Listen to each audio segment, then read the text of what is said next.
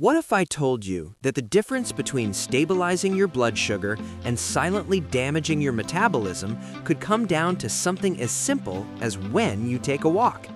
Not how far, not how fast, but when. Right now, millions of people walk every day, but most are doing it at the wrong time for their goals. And that one small mistake could be the reason they're not seeing results in fat loss, energy, or blood sugar control. Today, we're going to settle the debate once and for all. Should you walk before a meal or after? And by the end of this video, you'll know exactly which timing is better for fat burning, insulin sensitivity, appetite control, and long-term metabolic health. Before we dive in, if you care about optimizing your body and protecting your long-term health, make sure you subscribe to Mind and Body Education. We break down complex science into simple, practical strategies you can actually use. Now, let's get into it. Let's start with walking before a meal. Imagine this: you wake up in the morning, you haven't eaten yet. Your body is in a fasted state. Insulin levels are low. Stored energy is waiting to be used. When you go for a walk during this time, especially low-intensity walking, something powerful happens. Your body becomes more efficient at burning fat. Research shows that exercising in a fasted state increases fat oxidation. In simple terms, your body taps into stored fat for fuel more easily. At the same time, your muscles become more sensitive to insulin. That means when you do eat, your body is better prepared to handle incoming nutrients. Think of it like warming up an engine before driving. Pre-meal walking primes your metabolism. It may also influence how full you feel afterward. Some studies suggest that walking before eating can improve satiety signals, meaning you might naturally eat a little less without trying. But there's something interesting here. Your body actually starts preparing for food before you even take a bite. Just smelling, seeing, or thinking about food can trigger what's called the cephalic phase response. Your body releases small amounts of insulin in anticipation. Now, here's the catch. If you prepare your body for food, insulin rises slightly, but then you delay eating too long, your blood sugar can temporarily dip. That can make you feel shaky, weak, or extra hungry. So walking before a meal can be powerful, but timing still matters. Now, let's shift to walking after a meal. This is where things get really interesting.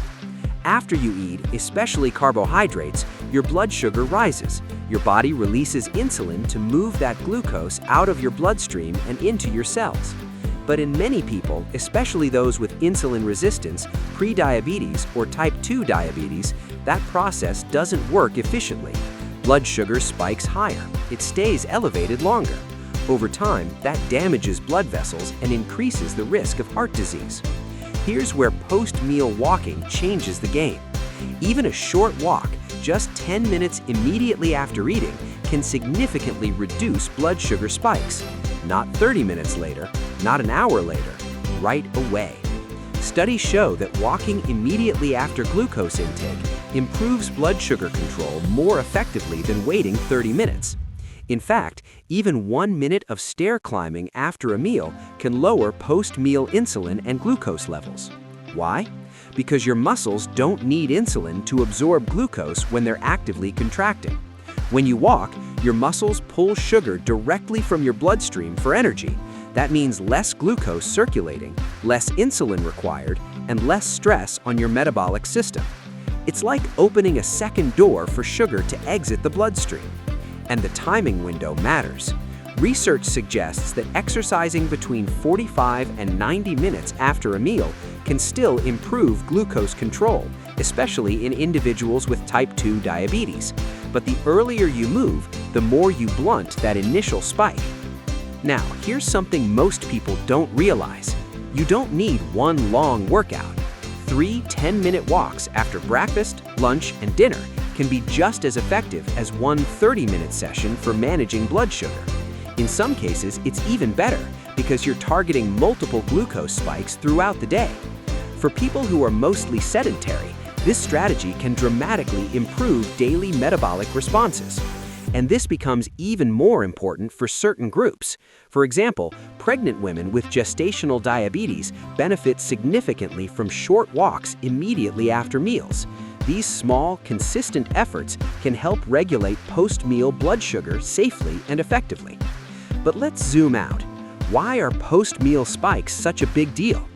Elevated postprandial glucose, meaning high blood sugar after eating, is an independent risk factor for cardiovascular disease.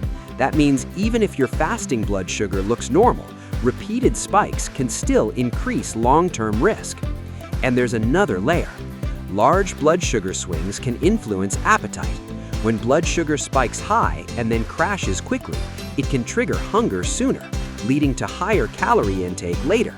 So stabilizing those spikes doesn't just protect your heart, it may also regulate how much you eat. Now, here's where the real answer comes in. Walking before meals and walking after meals are not enemies. They serve different purposes. Walking before meals may improve metabolic flexibility, your body's ability to switch between burning carbs and fat. It may enhance fat oxidation and prime insulin sensitivity. Walking after meals, on the other hand, is incredibly powerful for controlling immediate blood sugar spikes. It's especially beneficial if your goal is glucose control, insulin management, or reducing cardiovascular risk. So, which one is better? It depends on your goal. If you're focused on fat burning and metabolic conditioning, a fasted or pre-meal walk may help. If you're concerned about blood sugar spikes, insulin resistance, or long-term metabolic health, post-meal walking might be your secret weapon. And here's something else to consider. Your total daily movement matters.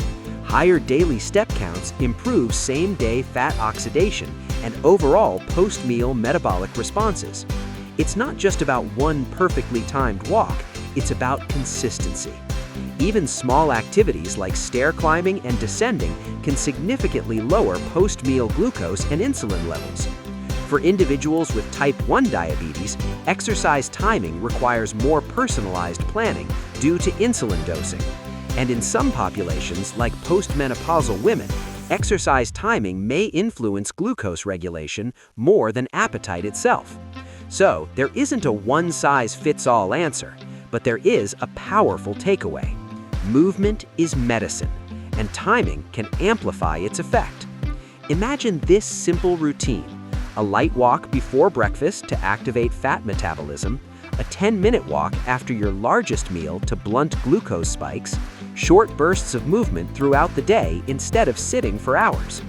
It doesn't require a gym membership, it doesn't require expensive equipment, just consistency. And here's the bigger picture. Most people wait for a diagnosis before they change their habits, but prevention happens in these small daily decisions. A 10-minute walk today might protect your blood vessels 10 years from now. That's powerful. Now, I want to hear from you. When do you usually walk? Before meals, after meals, or just randomly throughout the day? Drop your answer in the comments below. Your experience might help someone else reading through. And if you found this breakdown helpful, share this video with someone who cares about their health but doesn't realize how powerful timing can be. On Mind and Body Education, we focus on simple shifts that create long-term impact, because your body is always responding to what you do or don't do every single day. The question is, are you using that to your advantage? I'll see you in the next video.